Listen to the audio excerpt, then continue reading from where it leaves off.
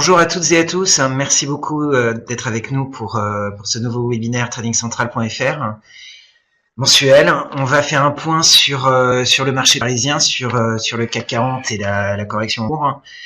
Et dans ce cadre, sur les secteurs qui nous paraissent toujours porteurs et d'autres moins. Voilà, donc sur le CAC 40, pour commencer, donc on a eu effectivement cette forte accélération haussière en place depuis la rupture du canal baissier qui était lui-même en place de mai à fin août dernier, à mi-septembre dernier. Donc on a eu une accélération progressive des cours avec un top atteint peu de temps après l'annonce de la BCE d'une extension du programme d'assouplissement monétaire. Depuis donc il y a une phase de repli a débuté depuis les tops à 5536.4 et donc une correction importante qui s'est engagée depuis. Voilà, sous l'effet de différentes annonces, donc sous l'effet tout d'abord avec les indices européens qui avaient moins monté que les indices américains et asiatiques.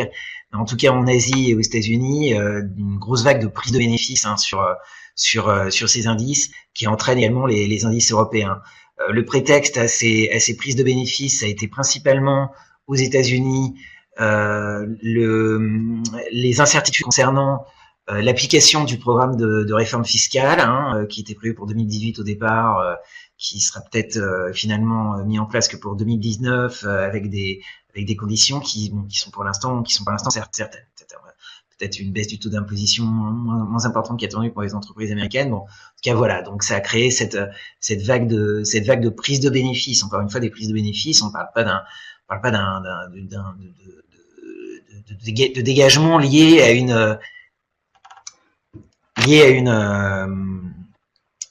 une vue d'une correction plus importante du marché. Donc on a effectivement une correction qui est assez lourde, mais pour l'instant, en aucun cas, c'est prétexte à une vue future baissière sur les indices. On est sur une correction qui semble finalement assez saine par rapport à la forte montée qu'il a pu avoir au cours des derniers mois.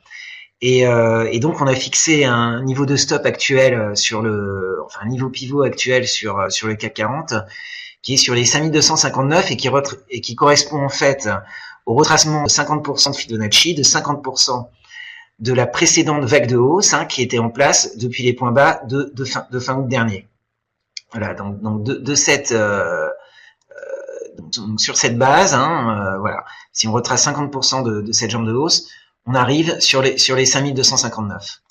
Voilà, donc devrait y avoir une stabilisation du marché au-dessus de ce niveau ou sur ce niveau. Donc ça va aussi pour tous les autres indices. Donc les marchés retranscrivent actuellement, les indices internationaux retranscrivent actuellement tous à peu près dans les mêmes proportions la phase de baisse. Donc là c'est sur des éléments de projection et donc ces 50% de Fibonacci nous semblent un bon niveau de stabilisation des cours à venir. Donc là on est presque sur le CAC 40. Voilà. Donc dans ce cadre, quel secteur nous semble encore porteur? En fait, là, l'idée, ça va être nous pour l'instant, on garde les positions qui sont en portefeuille, les positions actions, et en profitant d'un rebond à venir pour éventuellement développer ces positions, et le rebond du marché sera l'occasion de saisir des opportunités sur des produits dérivés pour profiter d'un rebond rapide des marchés.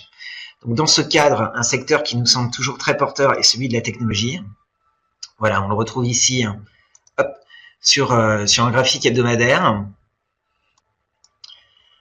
avec cette forte accélération haussière qui avait suivi la cassure d'une large zone de consolidation en triangle qui était en place depuis la fin du premier trimestre 2015.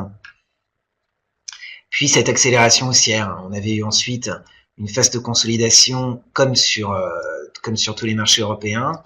Donc on avait fait une espèce de drapeau, voilà. Et puis en cassure de ce canal, une accélération haussière. Donc des prises de bénéfices sur le secteur technologique qui semblent bien légitimes, mais on voit sur un graphique weekly que l'indice reste soutenu par ses moyennes mobiles à 20 et 50 semaines, le RSI est toujours au-dessus des 50. Bon, il n'y a pas un resserrement des bandes de Bollinger, il y a aucun signe de renversement baissier à moyen terme sur ce secteur-ci. Et sur une vue quotidienne, on voit que le secteur reste soutenu par sa moyenne mobile à 50 jours haussière, qui fait office de support pour le moment. Donc c'est pas une configuration qu'on retrouve sur tous les autres secteurs où il y en a quand même quelques-uns qui ont cassé leur MM50 sur une base quotidienne. Donc on constate quand même une bonne résilience du secteur technologique. Au sein de ce secteur, on retrouve donc parmi nos valeurs préférées Capgemini, voilà, qui se maintient au-dessus d'une zone qui est maintenant une zone d'overlap, ancienne résistance et qui maintenant devient support sur les 97,5, qui est vraiment très très net puisque c'était donc le niveau au-dessus duquel on a accéléré, en cassure duquel on a accéléré en septembre dernier. On est revenu se poser dessus pour repartir à la hausse. Et là, on a même un niveau de support intermédiaire autour des 98,9 qui contient bien les cours. Donc une valeur qui est toujours très résiliente dans un contexte quand même de croissance globale, même s'il y a des craintes sur le ralentissement de cette croissance. Enfin, il y a quand même des données économiques qui restent très solides sur la croissance mondiale. Donc une valeur comme Capgemini devrait quand même en profiter. Donc elle se maintient à des niveaux intéressants et si on n'est pas dessus, je pense que c'est une bonne opportunité de rentrer actuellement. Et en tout cas, nous on conserve la position et c'est certainement une valeur saine qui risquera de surperformer. Qui risquera de surperformer à l'avenir et qui s'est quand même bien stabilisé depuis quelques séances alors que les indices poursuivent leur correction. Dans le même secteur d'activité, on retrouve Dassault Systèmes. Voilà, alors Dassault Systèmes qui à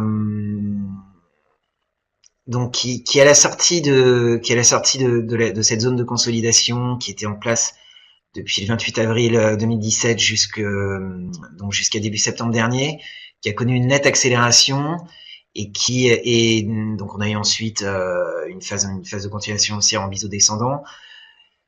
Un très très long chandelier japonais sur la publication, où il y avait eu tout d'abord une nette baisse et puis le titre qui s'était complètement rattrapé.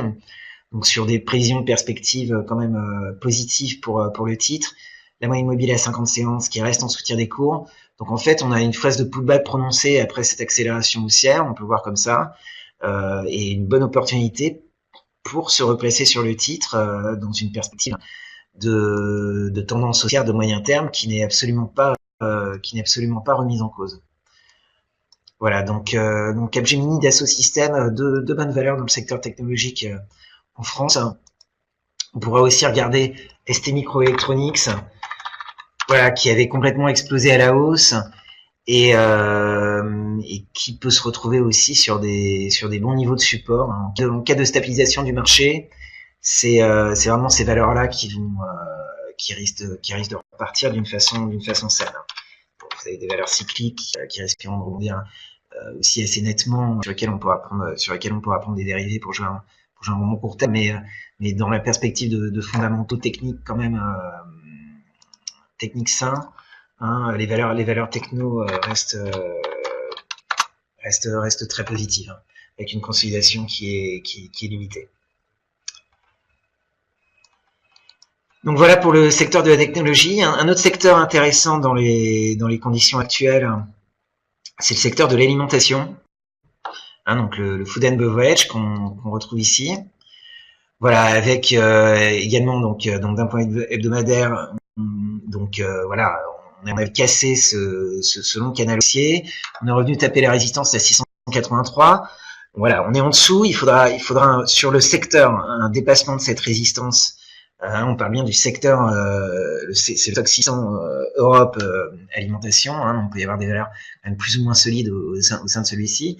Donc en dépassement des 683, on va revenir sur une tendance haussière saine sur ce secteur, mais en tout cas une consolidation qui est aussi limitée dans la phase de baisse actuelle. D'un point de vue hebdomadaire, on voit que la moyenne mobile à 20 séances n'est pas enfoncée, qu'elle reste quand même relativement haussière. La moyenne mobile à 50 séances, à 50 semaines, elle est haussière et se pose toujours en soutien des cours. Donc ça, c'est quand même, bon, c'est des facteurs c'est des indicateurs qu'on ressort assez souvent, mais on les ressort parce qu'on les utilise, parce qu'ils sont très pertinents.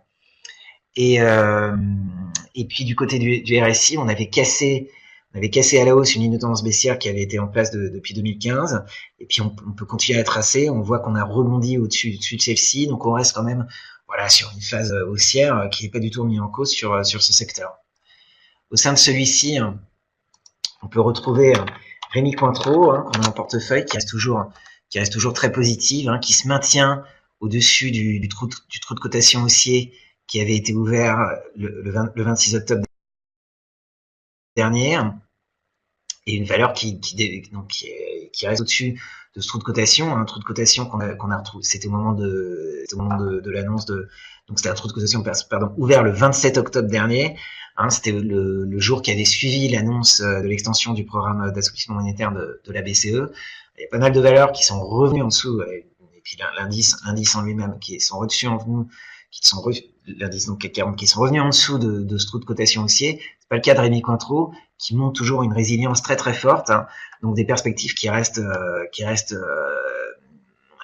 très positives sur ce titre. Voilà, donc vraiment Rémi Cointreau, une des valeurs préférées actuellement, et justement la phase de pullback actuelle qui peut être une occasion de revenir à l'achat sur cette valeur. Voilà, on a aussi Danone qui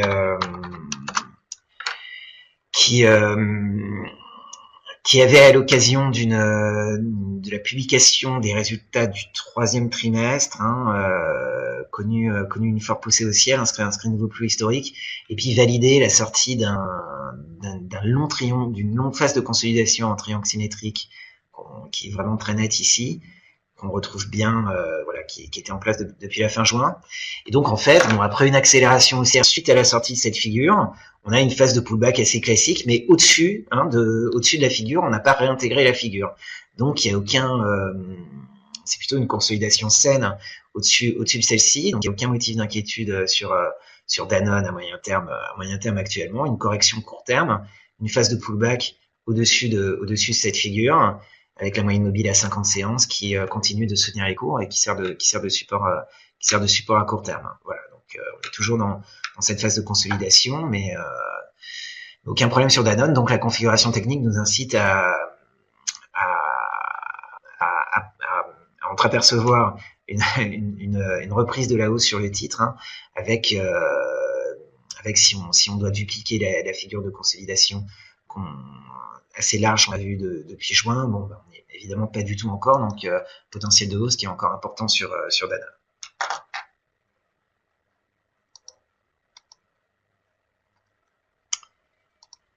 Alors, dans le contexte actuel et avec les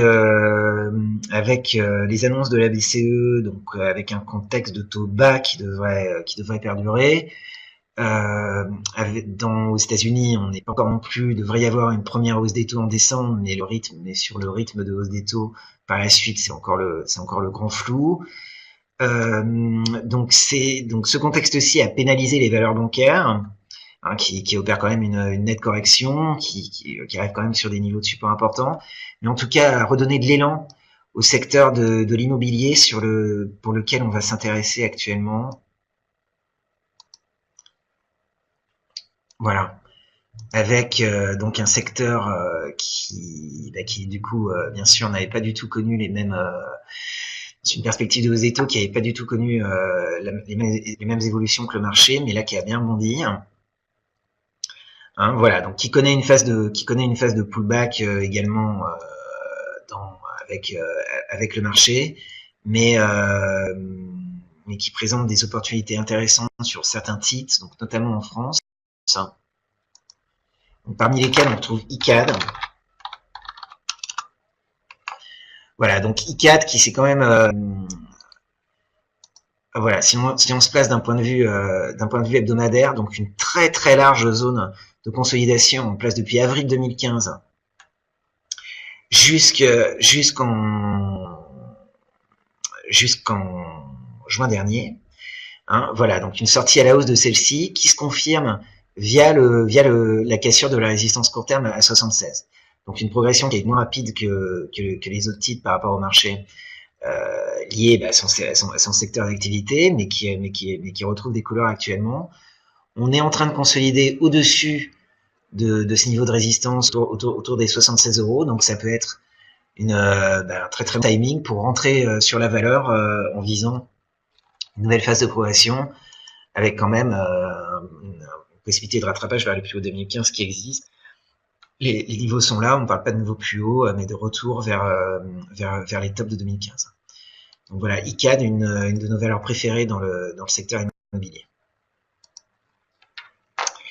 Bon, celui-ci, on retrouve également Clépierre, hein, qui avait connu une longue phase de correction. C'est difficile de tracer quelque chose, mais bon.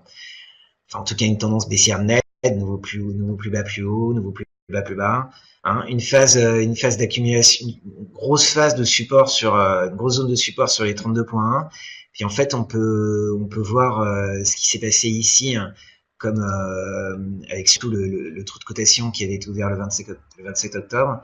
Donc toute cette zone-ci, comme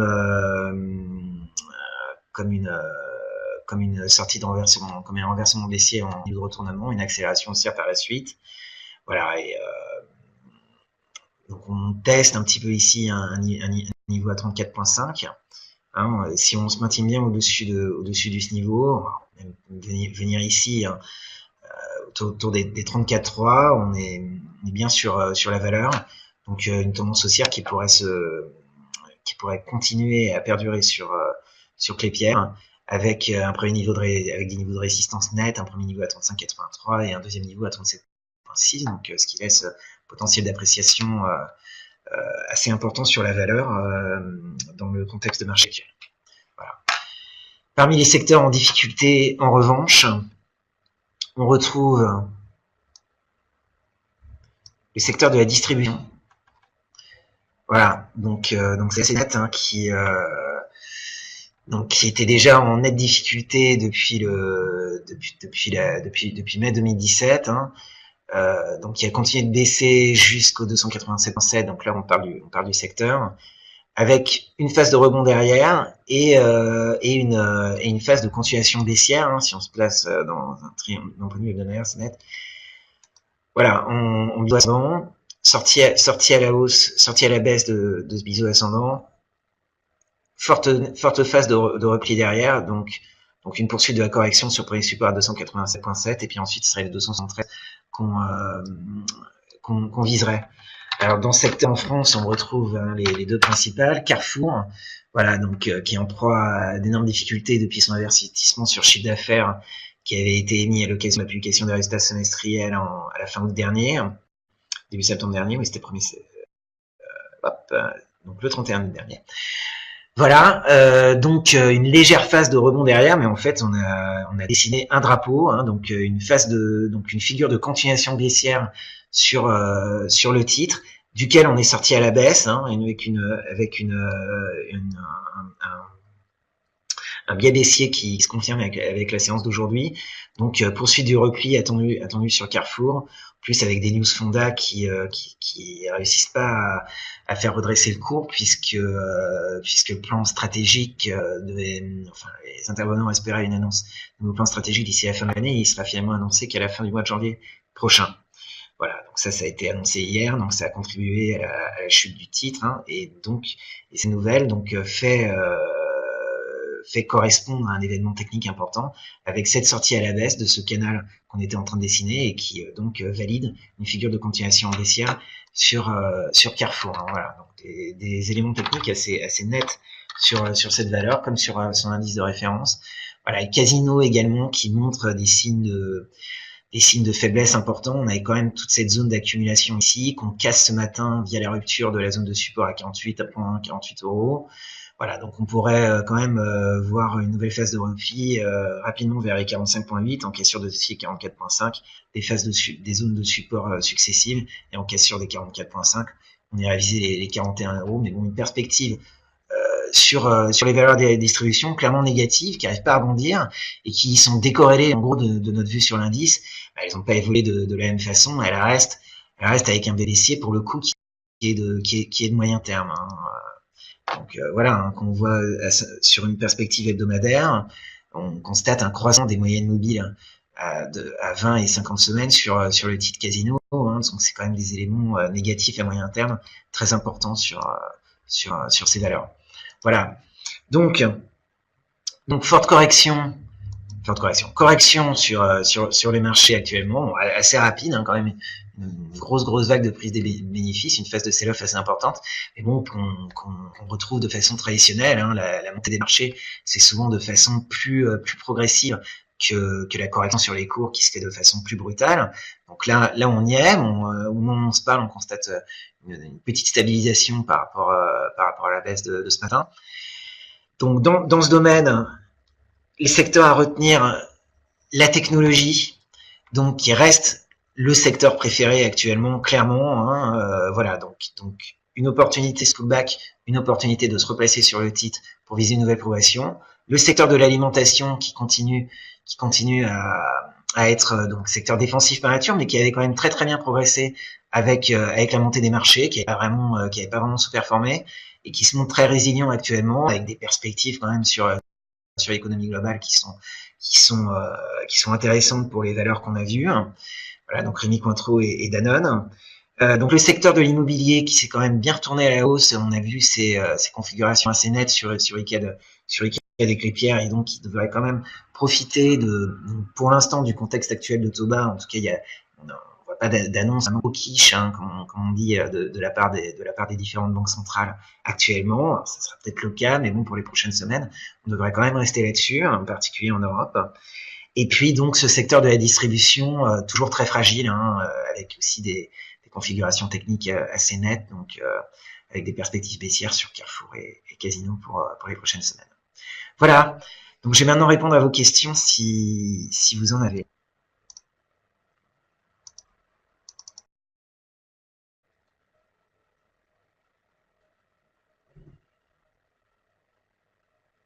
Voilà, en fait sur Devoteam, je pense que voilà, c'est quand même une phase de correction qui est aussi liée à des prises à des grosses prises de bénéfices sur les titres. Hein. Donc on doit manquer de catalyseurs pour venir à la hausse, pour continuer la phase de hausse. Je pense que le trou de cotation haussier qui a été ouvert le 17 mai sur la valeur pourrait être une phase pourrait être un niveau de soutien important. Hein. Donc ça serait, voilà, je pense qu'en dessous de 64,9,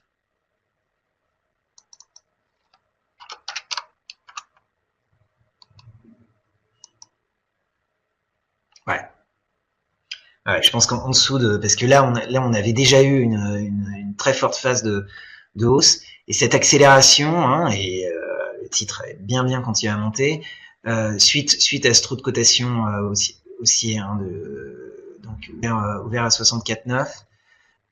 Donc je pense qu'en dessous de 64,9, même parler de celui-ci. En dessous de 64,9, donc ça sera compliqué. Voilà, donc elle peut très bien aller jusque là.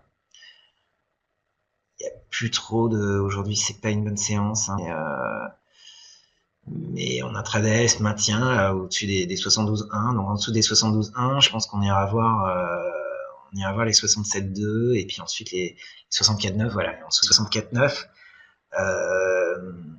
ça risquera d'être compliqué encore sur la valeur. Voilà, donc poursuite de la consolidation à mon avis sur le titre à court terme, mais tant que les 64,9 sont pas enfoncés, eh ben c'est une consolidation qui semble assez naturelle au regard de l'approbation du titre qui avait quand même été vraiment extrêmement importante depuis début 2015. Ok. Donc sur Sword,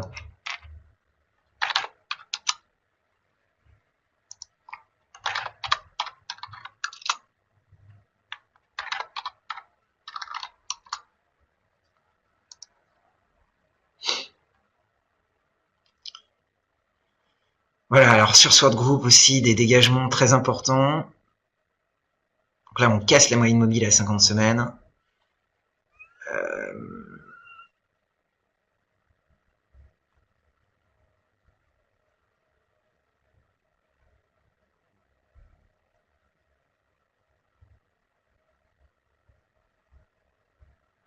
Voilà, pourrait y avoir quand même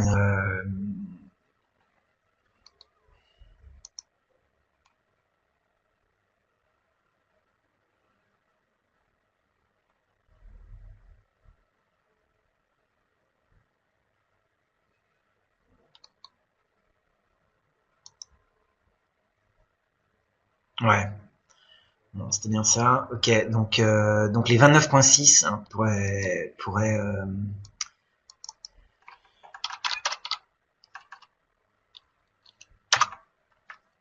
pourrait être une zone de support par rapport à la phase de correction actuelle sur le titre. Hein. Donc une stabilisation autour des 29,6. Hein. On voit que c'est un niveau sur lequel il y avait une bonne phase d'accumulation. Pardon. Et voilà, donc on retrouve ici. Alors, phase d'accumulation sur les 29,6 et on a quand même un trou de cotation ici. Hein. Donc, ok, à 29.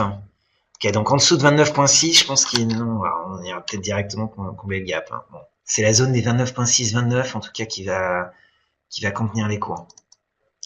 Donc 29,6 à surveiller et en dessous des 29, là il faudra sortir. Voilà. Mais bon, là pour l'instant, ça y est, la correction est engagée. Je pense que ça vaut le coup d'aller revoir ces niveaux-là et voir le comportement du titre sur ces niveaux. Donc il peut être également l'occasion de se repositionner dessus à l'achat. Parce que la tendance de long terme n'est pas mise en cause, mais ça fait tellement long terme.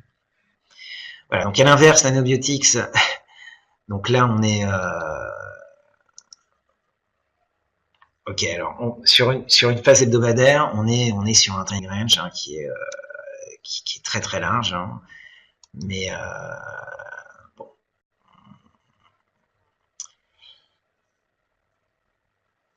On peut prendre la mèche ici.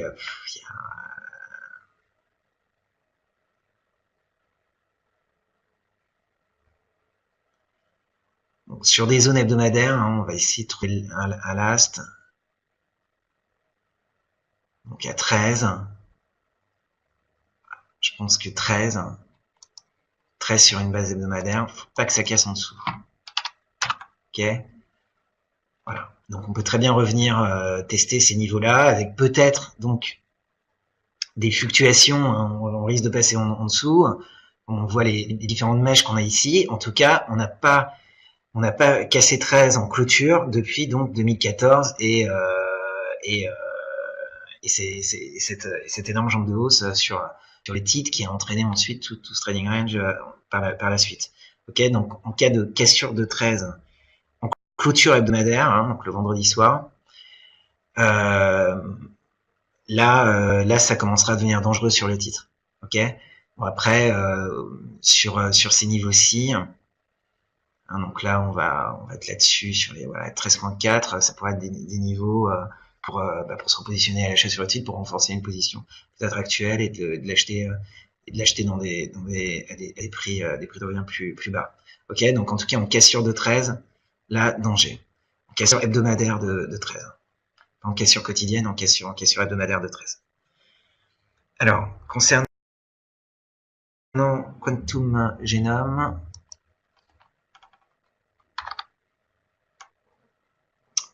l'alternext QGC, hop, vite.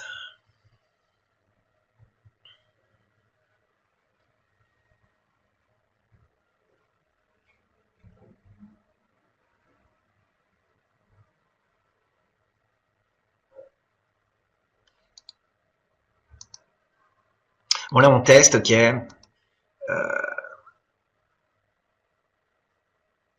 Donc là, la jambe de baisse d'aujourd'hui est pas top. Il faut pas, ouais, donc là, le titre qui est clairement sous pression. Bon, bah, il faut pas qu'on fasse des nouveaux plus bas, hein. Là, c'est quand même compliqué.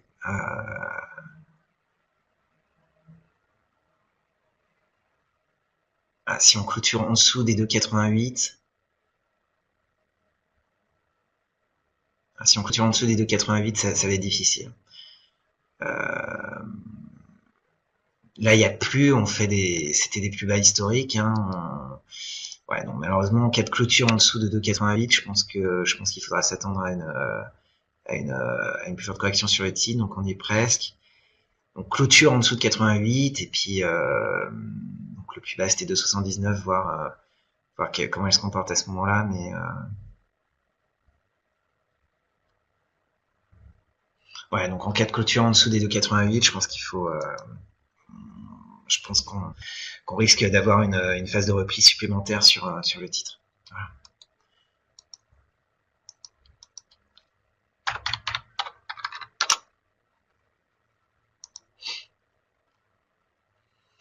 Voilà, concernant Worldline, donc oui, on avait une forte accélération haussière au début du mois d'octobre sur les résultats du groupe. Donc c'est une valeur qui se montrait extrêmement résiliente actuellement. Donc un biais haussier qui est maintenu sur Worldline sans souci, hein. Voilà, il pourrait y avoir une première correction en dessous des 39,2, mais pour l'instant, elle reste très très forte. Et donc bien haussier maintenu sur Worldline, il faut conserver.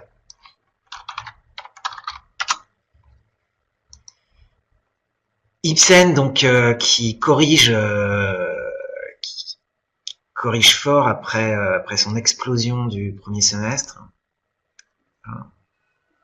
Enfin, et puis dans la lignée de 2016, on avait eu une accélération du premier trimestre, hein. C'était impressionnant. Ensuite, suite aux résultats trimestriels, voilà, donc une correction qui est, on arrive sur des niveaux en fait, hein. On a vu une accélération haussière lors de la séance, on va la retrouver en délire. Hop. Voilà, ça avait commencé ici.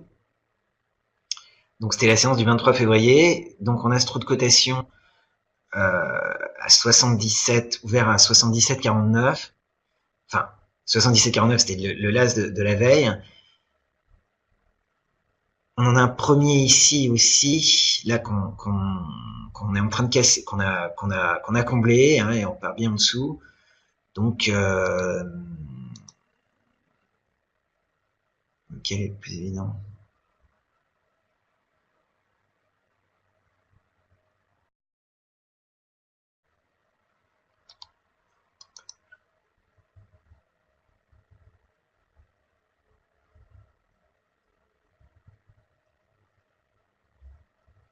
D'un point de vue hebdomadaire, on va se mettre sur un graphique hebdomadaire parce qu'il y en a partout des gaps, hein, sur cette valeur. Bon, je pense que voilà. Donc celui-ci, hein, sur un graphique hebdomadaire, c'est plus net.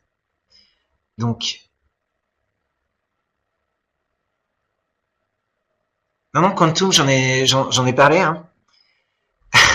Bon, c'est pas grave, je reviendrai avec un mail, il y a pas de souci. Voilà, donc sur Ipsen, on a ce trou de cotation haussier, donc ouvert à 97,18. Donc je pense qu'en dessous de celui-ci, s'il y a une poursuite de la correction à voir, mais je pense qu'il peut faire office de support à très court terme. Donc voir le comportement du titre sur les 97-18, ça peut permettre une stabilisation des cours, voir comment ça se passe sur ce niveau, on y est presque. En tout cas, en dessous de celui-ci, ça sera difficile, hein, parce en plus on a donc la moyenne mobile à 20 semaines qui s'est retournée, et là on est en train de casser la moyenne mobile à 50 semaines. Donc en dessous des 97-18, poursuite du repli sur Ipsen. Ok, donc à voir le comportement du titre sur les 97-18, soit rebond sur celui-ci, soit poursuite du repli. Hein.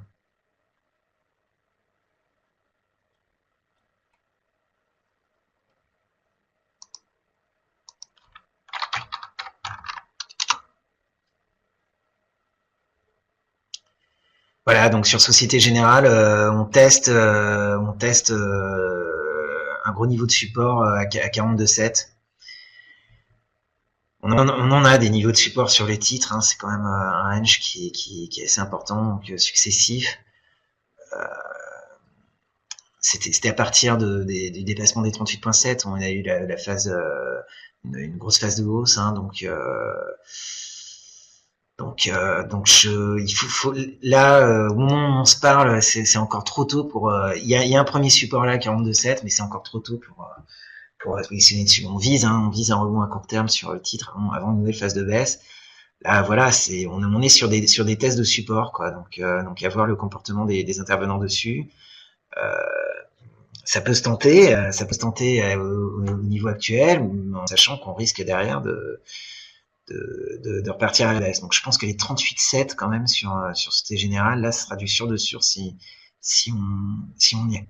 Et ça peut se tenter à 42,7 comme ça peut se tenter à 40,5 et puis définitivement à 38,7. Bon bah là par contre oui, on pourra revenir sereinement sur le titre. Hein, mais ça laisse encore 10%, enfin pour moi non, mais bon, une belle poursuite de la correction. Mais en tout cas, 42,7, effectivement, c'est un premier support. Donc pourquoi pas? Pourquoi pas? Voilà. Après, c'est à chacun de voir. On essaie de donner des niveaux. Là, on est toujours sur une tendance baissière. Pour l'instant, il n'y a pas de signe. Hein. Là, elle tient là pour l'instant sur ce niveau-là. Mais il va falloir que ça soit confirmé quand même par une ou deux séances dans le vert sur cette valeur, qui pour l'instant n'arrête pas de baisser. Voilà, donc 42,7, 40,5, 38,7 sur Soggen, 38,7 sur et la 42,7, là pourquoi pas en effet, pourquoi pas. Avivax et Claranova, je vais revenir sur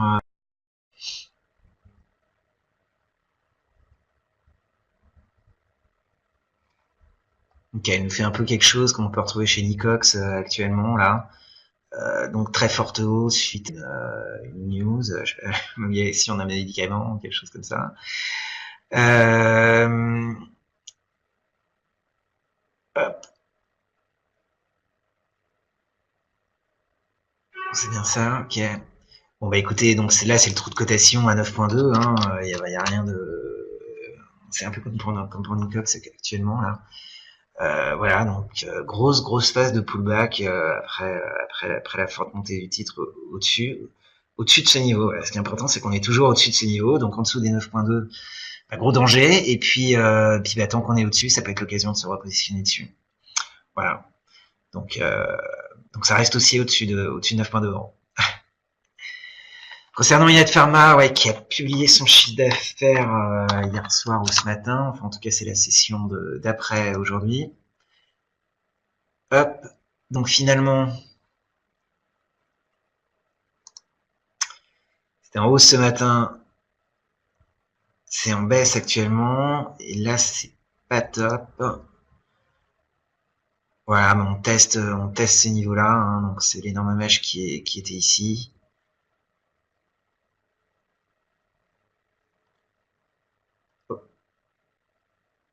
Ouais, donc en dessous des 8,26, donc 8,26 dans un premier temps.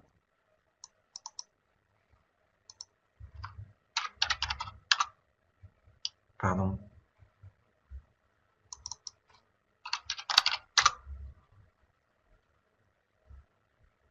Ah, ce serait même plutôt ici. Hop. Voilà, en dessous des 7,72. pense que c'est un peu compliqué. Vous en avez plein.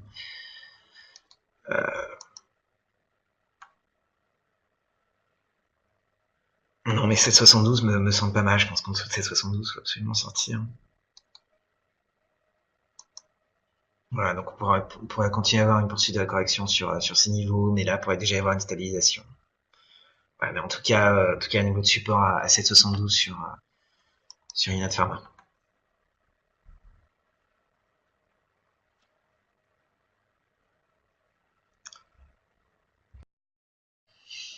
Ouais, donc Aperam qui se comporte. Je comparais à Eramet sur lequel on a pris un turbo put ce matin. Donc pour des valeurs liées aux ressources de base comme celle-ci, c'est une semaine qui est compliquée. Donc Aperam, il y avait eu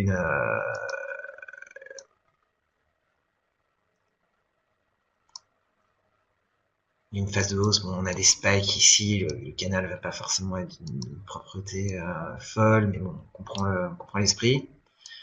Hein. Donc en tout cas, cette phase de hausse a clairement été remise en cause avec la séance du 8 novembre, qui a démarré à 45,76. Ok, bon, c'est terminé 44,62, ça nous fixait si on était par là, ouais, voilà. Ok, donc cette séance-ci là avec un très très long chandelier qu'on avait fini en doji, hein, donc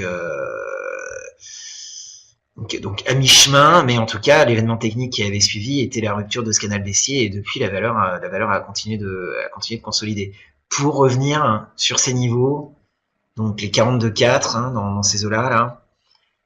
Donc le plus bas de cette séance-ci, ça avait été 42,445, 445 pardon. Et celle-ci 42,39, ouais, donc la zone des 42,4 euros qu'on retrouve ici également dans ces eaux-là, voilà, ici, hein. Ok, donc 42,4, 42,35. Je pense que c'est un niveau de support sur les titres. En dessous, c'est ces nouvelles corrections pour retrouver les plus bas. Voilà, donc en dessous de 42,35. Danger sur Aperam. Là, on a quand même un trou de cotation baissier qu'on n'arrive pas à combler aujourd'hui. Mais en tout cas, ça s'est racheté sur ces niveaux. Donc il n'y a rien de perdu, mais c'est pas non plus, c'est fragile actuellement. Hein. Donc en tout cas, voilà, c'est l'heure de ressources de base qui a été affecté cette semaine par des données statistiques décevantes en Chine. Sur la production industrielle notamment, voilà, donc un secteur qui est toujours très dépendant des données économiques de ce pays en particulier.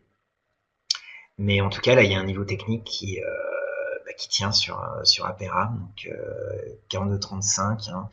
Voilà, en dessous de ça, il y aura une poursuite du repli sur le titre, mais pour l'instant, ça tient sur celui-ci. Voilà. Et concernant Quantum, je peux revenir une dernière fois dessus. Si vous êtes toujours là. Hop. Voilà, donc on était ok pour dire que c'était tendu actuellement. On est sur des niveaux plus bas. Voilà, donc en cas de je fais pas de nouveau plus bas, mais parce qu'il y a une très légère reprise ici, mais on est quand même plus sur une phase avec la barre d'aujourd'hui qui est assez importante. On est plus sur la continuation baissière qu'un renversement.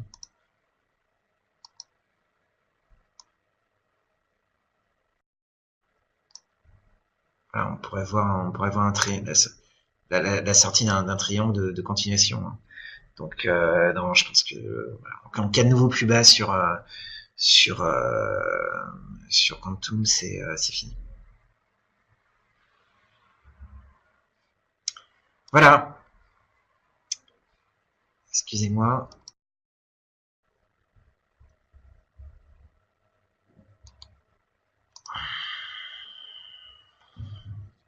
Bon, il n'y a pas grand-chose de clair là sur cette valeur. C'est un petit peu compliqué là. Le fait de pas réussir à se maintenir au-dessus de la moyenne mobile à 50 semaines là laisse le titre quand même pas mal sous pression. Hein. C'est cette barre hebdomadaire-ci là qui fait mal avec avec le trou de cotation baissier.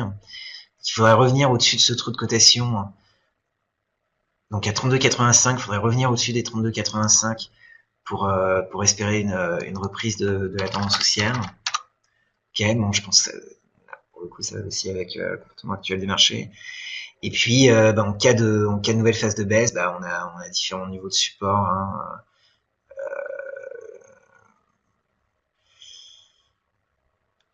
Ça peut s'apparenter à un très très long trailing range, tout ça. Hein. Voilà, on se lit, on se retrouve ici. Hein. Donc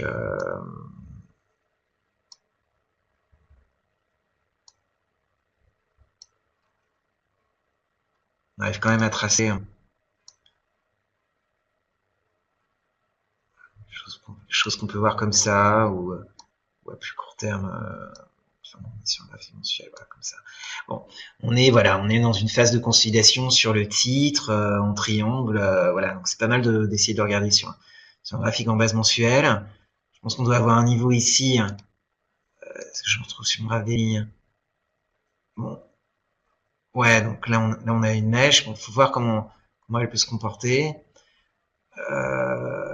Pour l'instant, ce qui est quand même privilégié avec ce gap baissier ici en weekly, c'est donc là la ligne de tendance est quand même plus nette sur un point de vue hebdomadaire. Là, ce qui se passe en haut, c'est un peu plus compliqué avec des mèches.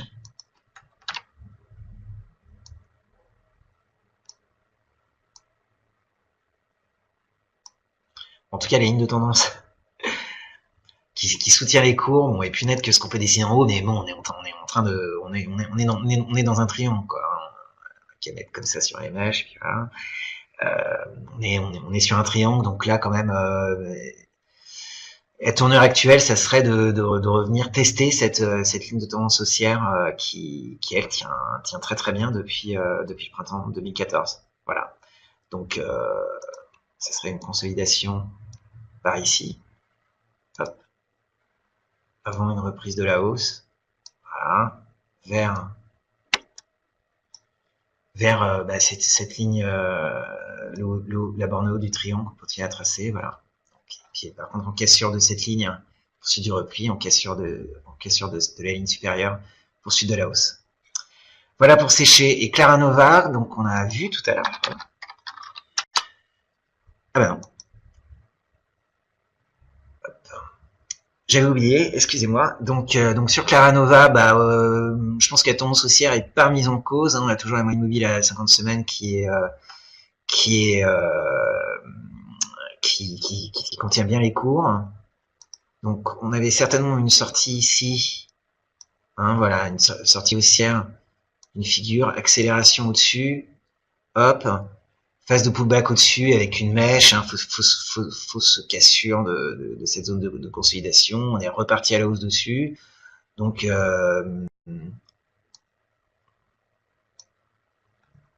c'est dans ces eaux-là que ça se passe en fait. Voilà, ça sera par ici.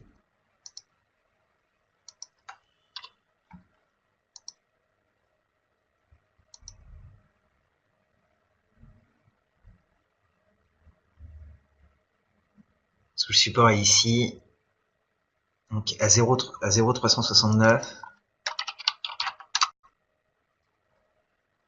Voilà. Il pourrait y avoir une poursuite de la consolidation vers les 0,369. Hein. Maintenant, la moyenne mobile à 50 semaines est au-dessus. Bon, faudrait pas casser la moyenne mobile à 50 semaines. En tout cas, la zone, c'est les 0,369, 0,389. Donc on peut revenir jusqu'au 0,389, c'est probable. Ensuite, il y aura un moment d'indécision, certainement de la part des intervenants, entre ces deux bornes, les 0,389 et les 0,369, et en dessous des 0,369, c'est poursuite du repli vers le bas de la figure de consolidation qu'on avait vu ici. Donc on se retrouvera vers les 0,3, et puis en cassure des 0,3, par contre, là pourrait y avoir une phase de repli sur le titre. Voilà pour Claranova. Donc écoutez, si vous avez plus de questions, c'est ce que je vais voir.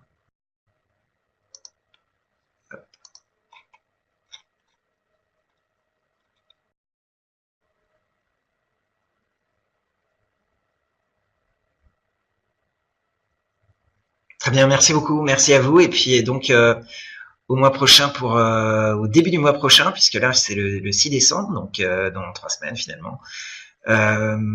Donc au début du mois prochain pour un nouveau webinaire et une nouvelle analyse des marchés et des valeurs sur lesquelles vous souhaitez avoir quelques conseils, hein, comme on peut voir, hein, de donner des niveaux de support, des niveaux de résistance sur les configurations actuelles de ces valeurs.